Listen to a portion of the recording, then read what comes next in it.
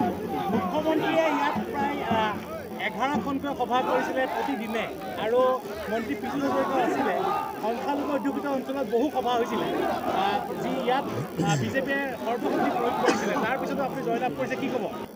চাওক, মই একেলগে দুটা সাম্প্ৰদায়িক শক্তি, এটা হিমন্ত বিশ্ব শৰ্মাৰ নেতৃত্বাধীন উগ্ৰ সাম্প্ৰদায়িক হিন্দুৰ উগ্ৰ সাম্প্ৰদায়িক মৌলবাদী হিমন্ত বিশ্ব শৰ্মাৰ যিটো শক্তি, আৰু আনটো মুছলমানৰ মৌলবাদী সাম্প্ৰদায়িক শক্তি AIDFৰ বিৰুদ্ধে যুদ্ধত নামিছিলোঁ নগাঁও সমষ্টিত। আৰু এই কথাই মোক সঁচাকৈ গৰ্বিত কৰে। ৰাইজৰ সহযোগত এই দুয়োটা সাম্প্ৰদায়িক শক্তিক আমি পৰাভূত কৰিবলৈ সক্ষম হৈছোঁ।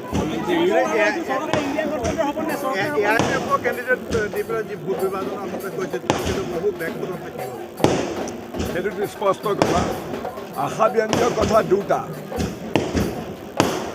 এই যে আজি এক দিনৰ দিনাখন এই যে তেওঁলোকে যে কিবা এক্সিট পল কৰিছিলে নহয়, মোদী ডাঙৰীয়াৰ জেপৰ ভিতৰত সোমাই থকা মিডিয়া, আপোনালোকৰ মিডিয়াৰ ক্ৰেডিবিলিটি ধ্বংস কৰা ভাৰতবৰ্ষত।